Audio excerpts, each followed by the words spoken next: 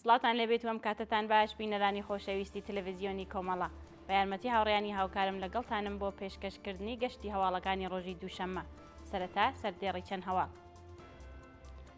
شەپۆلی دەست بەسەرکرانی هاوڵاتیانی و چالاکانی مەدەنی لە کوردستان، ئاگربەستی نێوان ئیدارەی خۆسەری ڕۆژاوای کوردستان و حکوومەتی کاتی سووریا، بانگەوازی چەکدارانی داعش بۆ ئازادی بەندکراوانیان لە زیندان، بەردەوامی گوشاری هێزە ئەمنیەکان بۆ سەر بریندارانی ناڕەزایەتیەکان لە پارێزگای گیلان و کۆبوونەوەی ئێرانیانی ئازادی خواز لە شاری کۆڵنی ئاڵمان.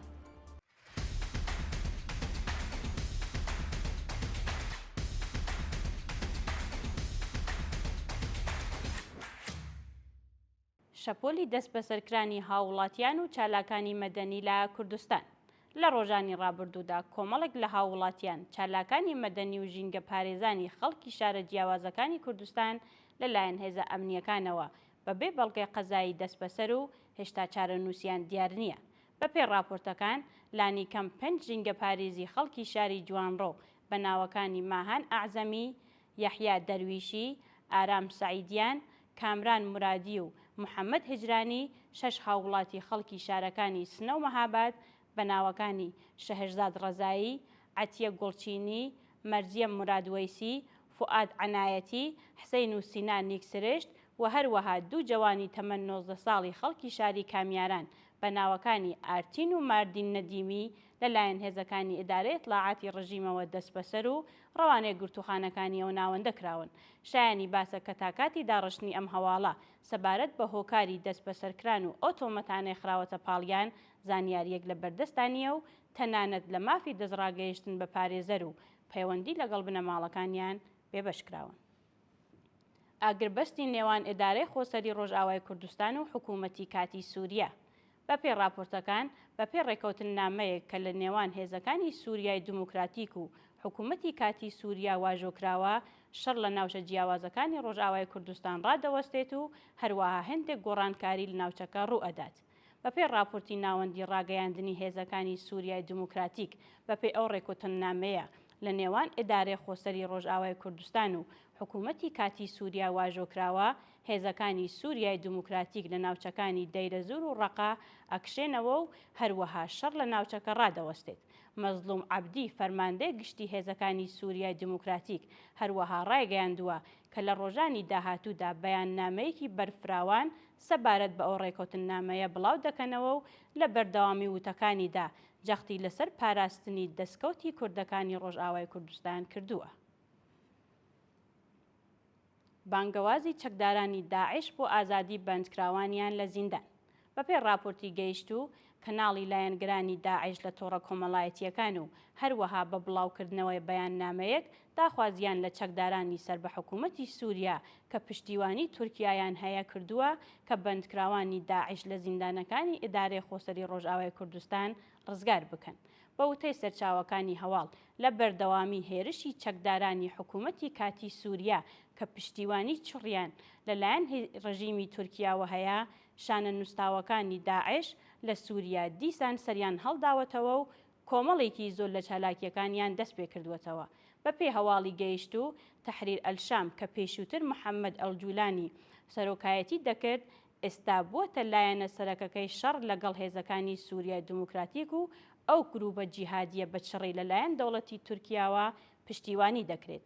شایانی باسە لە مانگانی ڕابردوودا ئیدارەی خۆسەری ڕۆژئاوای کوردستان سەبارەت بە مەترسی دیسان سەرهەڵدانەوەی داعش لە ناوچەکە هۆشداری دابوو، جەختی لەسەر ئەوە کردووەوە کە لە ئەگەری بەردەوامی گرژی و ئاڵۆزیەکانی ناوچەکە دیسان ئەو گروپە جیهادیە هێز وەردەگرێت. بەردەوامی گوشاری هێزە ئەمنیەکان بۆ سەر بریندارانی ناڕەزایەتیەکان لە پارێزگای گیلان. بەپێی دوایین راپۆرتەکان لە بەردەوامی گوشاری هێزە ئەمنیەکانی ڕژیم بۆ سەر برینداران و بەشداربووانی ناڕەزایەتیەکانی مانگی بەفرانبار، کۆمەڵێک لە برینداران لە نەخۆشخانەکانی پارێزگای گیلان ڕەفێنراون. راپۆرتەکان ئاماژە بەوە دەکەن کە لە شارەکانی پارێزگای گیلان زیاتر لە 1000 هاوڵاتی بە تەقەی ڕاستەوخۆ و بەبێ ئاگاداری هێزە سەرکوتگەرەکانی ڕژیم گیانیان بەخ کردووە و هەروەها چەند هەزار کەسی دیکەش دەست بەسەر یان بریندار بوون. بە وتەی سەرچاوە ئاگادارەکان بانگی خوێنی کۆمەڵێکی زۆر لە نەخۆشخانەکانی پارێزگای گیلان لەلایەن هێزە ئەمنیەکانی ڕژیمەوە بەتاڵکراون و هەروەها برینداران ڕفێنراون. هاوکات ڕێکخراوەکانی مافی مرۆڤ ئاماژەیان بەوە کردەوە کە مەترسیکی زۆری ئەشکەنجە و ئازاری برینداران و دەست بەسەرکراوان لە ئارادایە و پێویستە کۆمەڵگای نێودەوڵەتی سەبارەت بە جەنایەتەکانی ڕژیمی کۆماری ئیسلامی بێدەنگڕانەوەستێت. راپۆرتێک سەبارەت بە ئەشکەنجەی بەندکراوان و لێدانی ئامپۆلی نەناسراو. بەپێی راپۆرتەکان لە بەردەوامی توندوتیژیەکانی ڕژیمی کۆماری ئیسلامی دژ بە ناڕازیانی دەست بەسەرکراودا سەرەڕای ئەشکەنجە و ئازاری زیندانیان ئامپۆلێکی نەناسراویان لێ ئەدرێت. بە وتەی هەندێک لە سەرچاوە ئاگادارەکان بەندکراوان کاتی پەیوەندی لەگەڵ بنەماڵەکانیان پێیانیان ڕاگەیاندووە کە سەرەڕای ئەشکەنجەی جەستەیی و دەرونی جلوبەرگی زیندانیان دائەکەن و لە بەرسەرمایەکی زۆردا ڕایان دەگرن. هەروەها لە بەردەوامیدا ڕایان گەیاندووە ئامپۆلێکی نەناسراویان لێ دراوە کە سەبارەت بە هۆکاری پزیشکیەکەی زانیاریەک پێیان نەدراوە. بەشداری ئەندامانی حیزبوڵای لوبنان لە سەرکوتی بەشداربووانی ناڕەزایەتیەکانی مانگی بەفرانبەر. بەپێی راپۆرتەکان لە ماوەی چەند ڕۆژی ڕابردوودا کۆمەڵێکی زۆر لە ئەندامانی حیزبوڵای لوبنان بە مەبەستی سەرکوتی ناڕازیان لە ئێران لە ڕێگەی هەواییەوە هاتوونەتە ناو ئێران.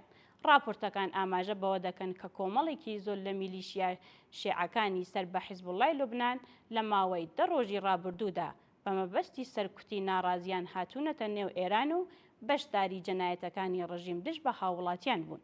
بە وتەی سەرچاوەکانی هەواڵ کۆمەڵێکتر لە میلیشیاکان لەسەر ناوی زائر هاتوونەتە نێو ئێران و هێشتا بەردەوامن لە چالاکیەکانیان.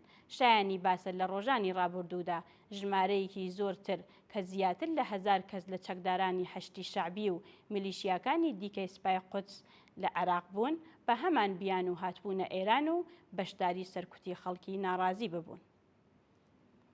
دوایین هەواڵمان سەبارەتە بە کۆبوونەوەی ئێرانیانی ئازادیخواز لە شاری کۆڵنی ئاڵمان. ڕۆژی ڕابردوو کۆمەڵێک لە ئێرانیانی ئازادیخواز بە مەبەستی پشتیوانی لە ڕۆتی ناڕەزایەتیەکانی خەڵک دژ بە دەسەڵاتی جەنایەتکاری کۆماری ئیسلامی کۆبوونەوە. بەپێی ئەو وێنانەی بەدەستمان گەیشتوون بەشداربووانی کۆبوونەوەکە بەوتنەوەی دروشم و هەڵکردنی وێنەی گیانبەخکردووان و دەست بەسەرکراوانی ڕۆتی ناڕەزایەتیەکانی خەڵک دژ بە حکوومەتی کۆماری ئیسلامی بە توندی ئێدانەی توندوتیژیەکانی ڕژیم دژ بە خۆپیشاندەرانیان کرد و هەروەها جەختیان لەسەر ئەوە کردەوە کە سەرەڕای ئەوە کە ڕژیمی کۆماری ئیسلامی بە عەلەنی مافەکانی مرۆڤی پێشێل کردووە ڕێکخراوە نێودەوڵەتیەکانی مافی مرۆڤ کاردانەوەیەکی بەرچاویان نەبووە و بە تەنیا لە وتندا جەنایەتەکانی ڕژیمیان مەحکوم کردووە. لە بەردەوامی ئاکسیۆنەکەدا بەشداربووان جەختیان لەسەر ئەوە کردەوە کە تاکاتی ڕوخانی ڕژیمی کۆماری ئیسلامی و سادانی تاوانبارانی دژ بە خەڵک بەردەوام ئەبن لە ناڕەزایەتی و چالاکیەکانیان. بینەرانی عەزیز و خۆشەویست هەواڵەکانتان پێشکەش کرا. کات و ساتێکی خۆش بۆ هەموو لایەکتان.